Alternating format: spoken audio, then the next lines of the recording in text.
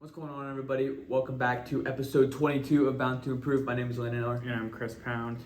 And this week we're doing our continuation of the 33 Strategies of War by Robert Greene, tackling the last 16 strategies. We'll have a couple quotes and implementation from the overall book as well. Awesome. So we left off on the 18th strategy, expose and attack your opponent's soft flank, which is also known as the turning strategy. What is the point of attacking your enemy head on?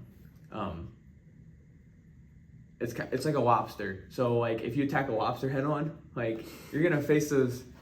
This is the analogy he used in the book. You're gonna face those claws. Like it's a dangerous creature. But if you take a stick and flip him on its belly, it's useless. Like it's defenseless. It's not gonna do anything. It's not gonna be able to use its claws. Yeah. So like, you can never open yourself up to attacking 100% head on head. Like maybe put a false maneuver in where you're attacking from the front but only a certain portion, and then this is going to open up the soft flank in the back where you can do some damage. I don't have anything to add to that. I think you I think you summed it up. The lobster analogy was good. Yeah, it was good. Awesome. Moving on to strategy 19, envelop the enemy, the annihilation strategy. Before getting it, do you have anything? Yeah, I want to hit on this one. Good. The battles of daily life occur not on a map, but in a kind of abstract space defined by people's ability to maneuver. Gotta have options. Gotta be able to stay on your toes and think quickly, but methodically. Yeah, so the story that was a part of this one was there's someone trying to take over an African nation called the Zulus. Mm-hmm. And he was told to stay his ground. But they had a unique fighting strategy called the horns, chests, and the loins. The chest was the central part of the line, which would hold or pin the enemy force, so kind of like a head-on-head.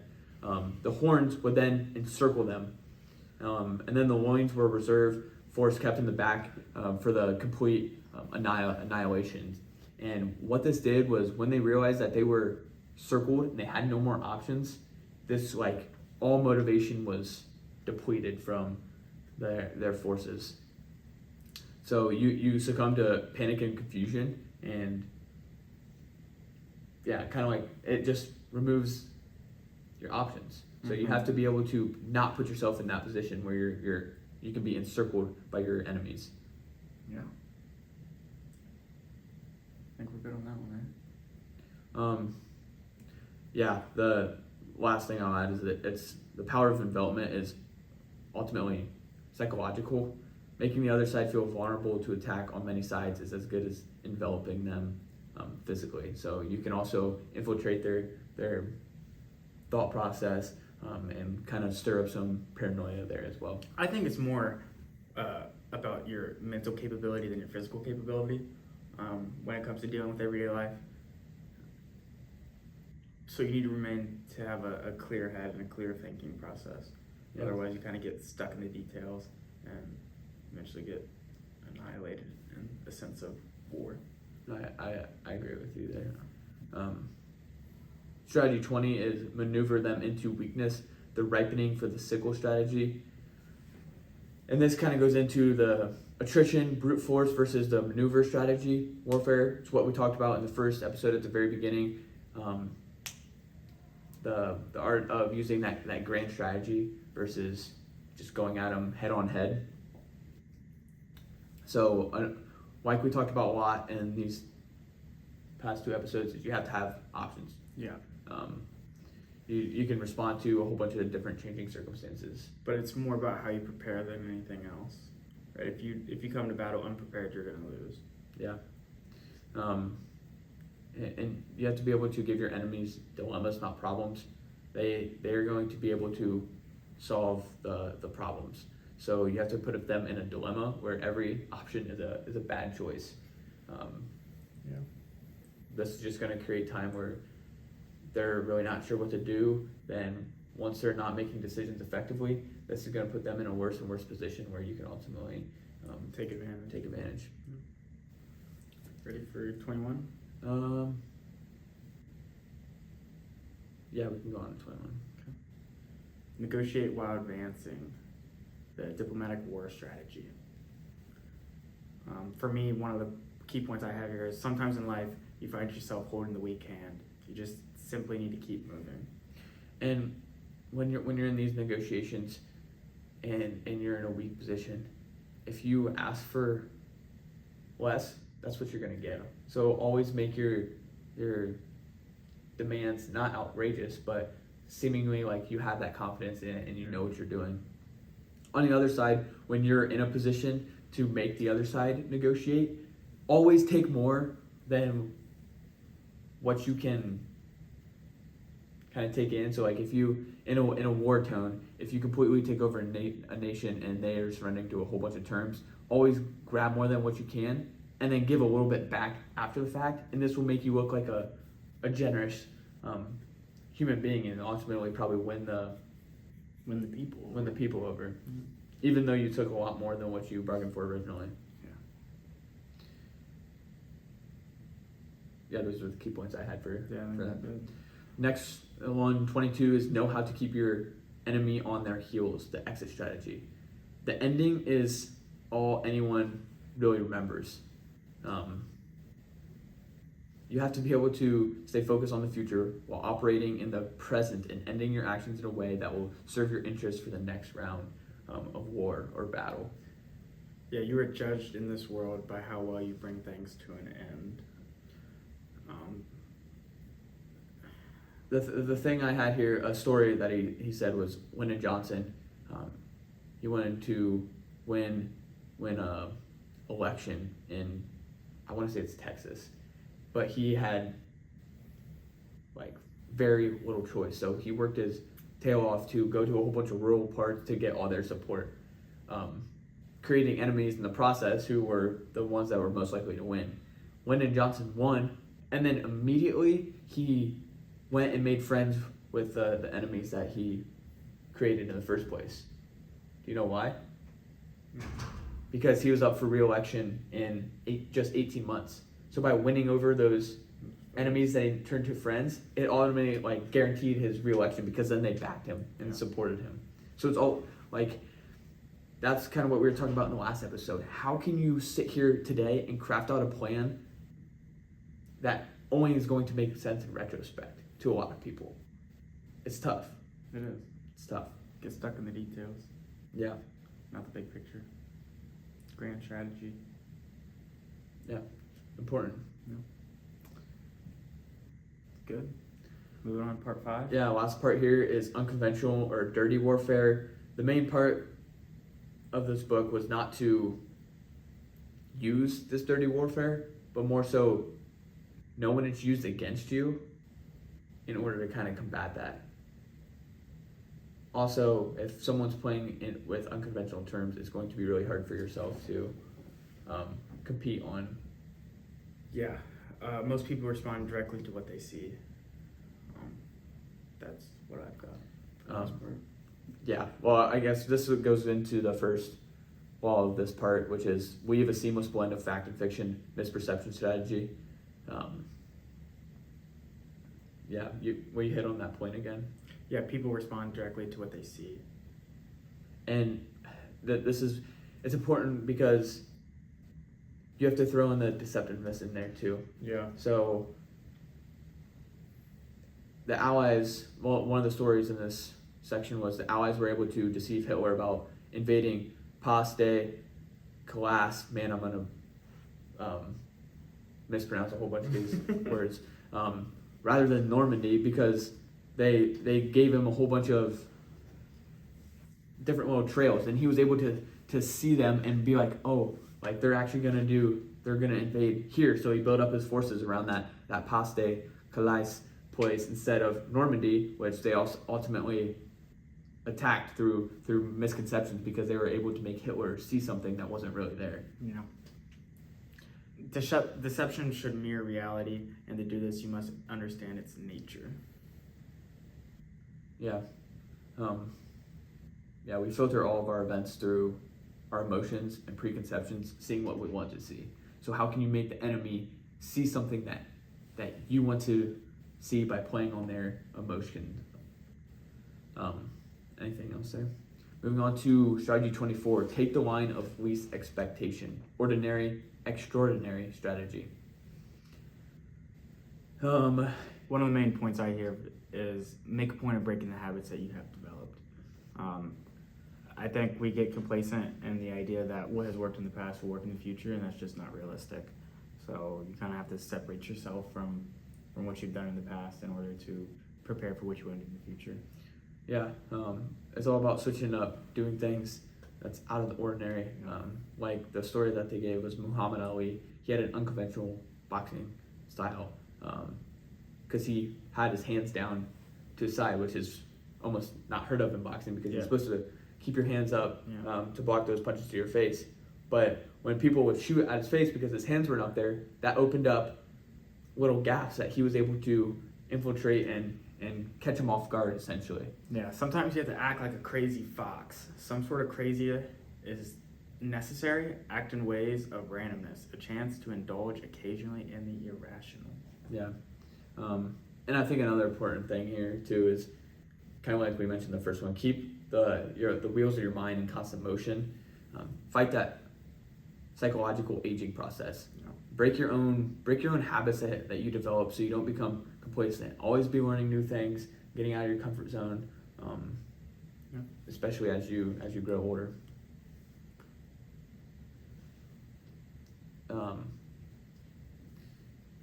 I guess the last thing I'll add here is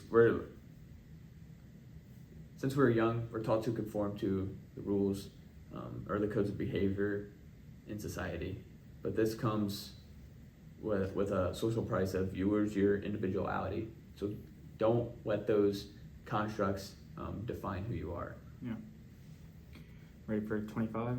Yep. Occupy the moral high ground, the righteous strategy.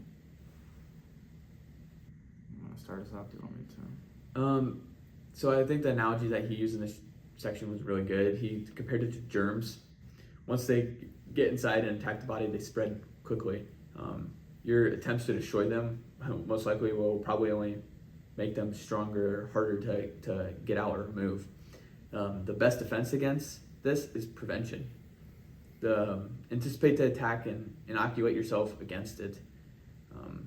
Kind of like fighting fire with fire. Always being able to keep your reputation, like live up to your reputation, and this is where that prevention comes in. Don't engage in practices that are going to ruin your reputation because it's so important in today's age.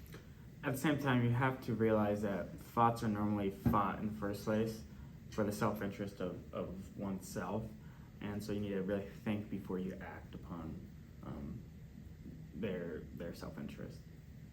Yeah, because like once something, like if your self-interest is negative, then it's just going to be kind of like a spiraling effect, like the germs infiltrating and spreading, and this will cause you to lose the moral high ground. Yeah, so the best defense against that is just to live up to your name. Yeah, and think rationally. Yeah. 26, deny the targets, strategy of the void. So it talks about Murphy's Law again. If anything can go wrong, it will go wrong. In most cases, time is dangerous. Like people are always looking for things to hit. So, and this is like where the strategy of the void comes in. If you're kind of using like the guerrilla warfare style and you're like moving, they're grasping for air, but they're not really there. So like you're not making any progress, which is just decimates the morality of the opponent. Yeah. I'm good on that one. I don't know if you want to add anything. No, we can move on. To 27. 27 is seem to work for the interest of others while furthering your own, and this is a alliance strategy. With any alliance, your quality is more important than quality. quality is more important than quantity. Sorry. Here you have to think of these alliances as stepping stones. You should never be dependent on an alliance because they can turn and influence your ways of thinking, doing, acting, like everything that you are.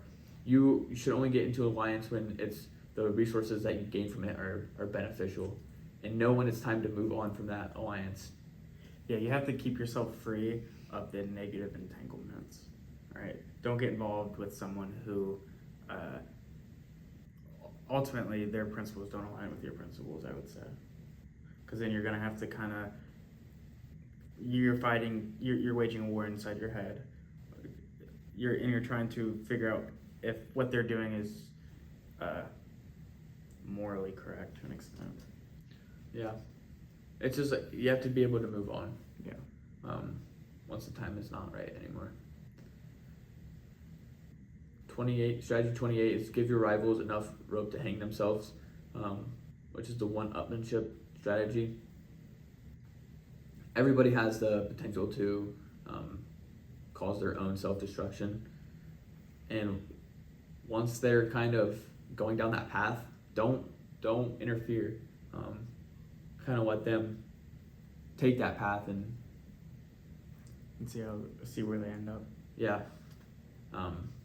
The goal is kind of to get under their skin, but have them not know who's attacking or how. This is just going to drive them crazy, and it's kind of like the title says, they've given enough rope. Yeah, they end up self-destructing on themselves, and so you don't even have to really do anything.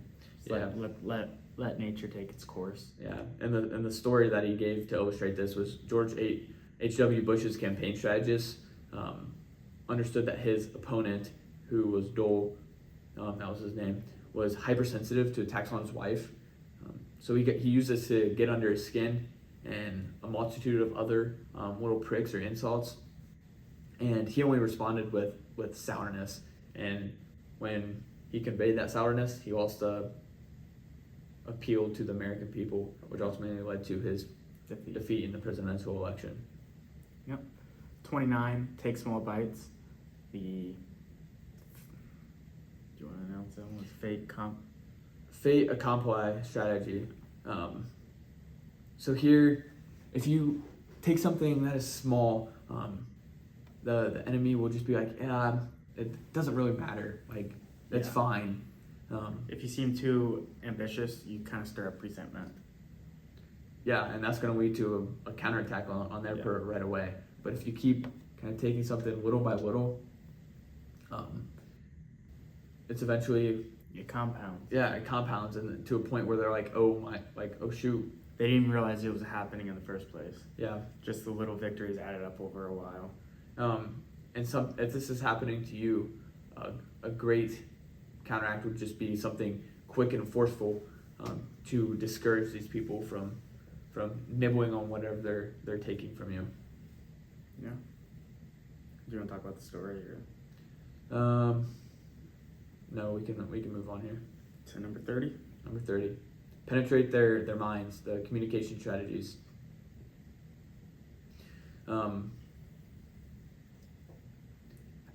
Orating your ideas to people aren't going to influence them whatsoever. You have to be able to convey ideas in a way that make people connect the dots for themselves. And once they realize that, it's going to influence them so much more. Allow them to come to the conclusion on their own, essentially. Along with that, I kind of took a different perspective on it. In life, you need to be able to communicate with others effectively. And it goes on to say that unless you can express your ideas effectively, they will have no force to begin with in the first place. Yeah, and I think that kind of plays on what I said in terms of you can't just talk at them and expect them to know. You have to do it strategically in a way that allows them to understand what you're saying, either by having them partake in what you're doing. For example, like if you're explaining you're giving a presentation on some work that you did, instead of just you doing the walkthrough, they don't care. Have them do the walkthrough and be engaged in the process, and allow them to connect the dots for themselves. Absolutely.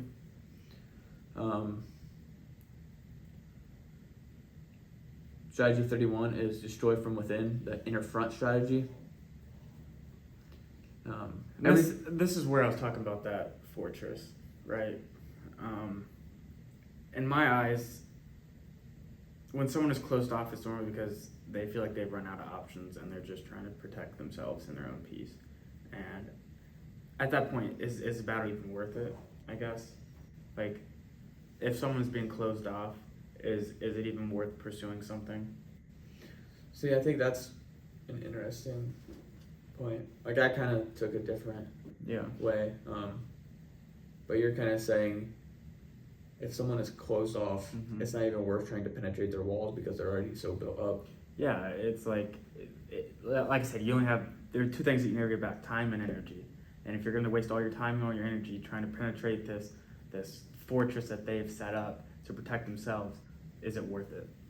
That's where I think it was saying, like, don't sit there and bang on outer walls. How can you get in from the inside and destroy them from the inside out? And they use the image of like a lotus flower. Everything unfolds from the center. So if you're able to not waste all your time and energy kind of knocking out that wall, how can you get inside, kind of stir up that chaos and lead to their demise from the inside out? Yeah. Good on that one? Yeah. Law 32, dominate while appearing to submit. Passive aggressive strategy. The biggest story, the story here was the Salt March from Gandhi.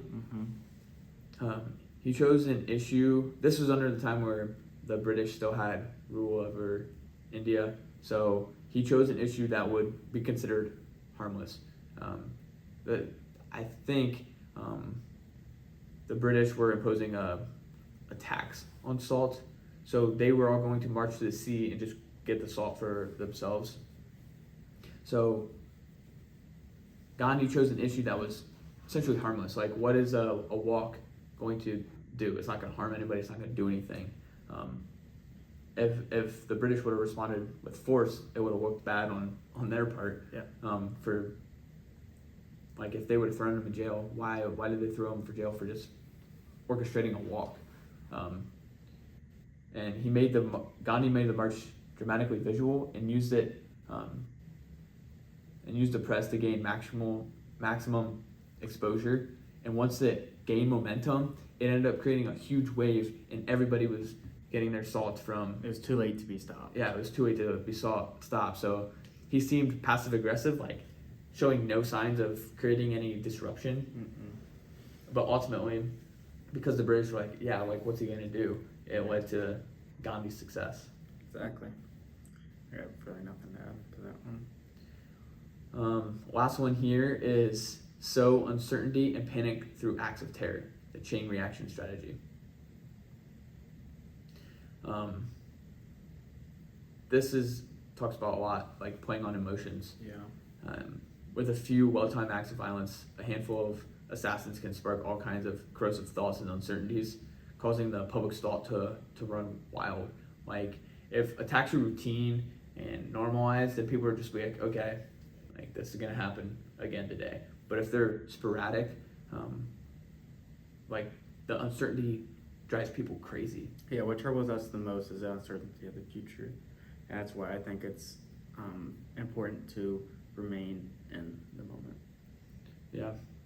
And kind of like why these terrorist activities have so much impact, because they're just kicking a rock that ultimately is starting an avalanche. Like, you could counterattack with a huge military, but you're not going to destroy them because they're just a whole bunch of little groups all over the place. Yeah. So Pick and choose wisely. yeah, and the psychological impacts are just far greater in this. Yeah, and the physical.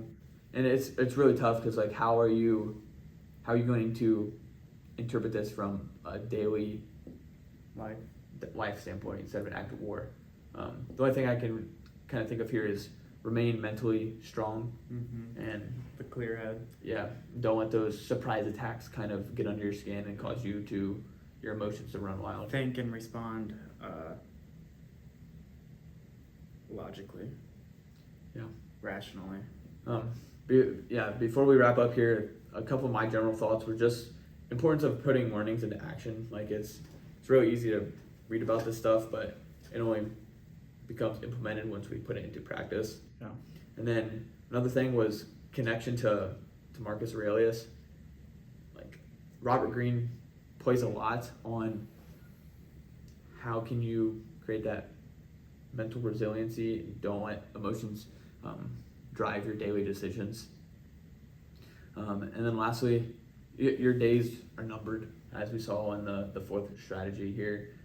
Kind of put yourself in an area where it's either like Life or death. Yeah, life or death, and see what you can do to maximize your potential. Ready for? Do you want to do implementation or do you want to do favorite quotes first? We'll go implementation. Okay. You can kick us off. Yeah. This is going to be a hard one to measure, and I realize that, but I want to really stay in the moment and cut the ties to my past. Everybody has made mistakes. Nobody is perfect. The key here is that you just have to forget about what has happened in order to be ready for what's in your future, I think.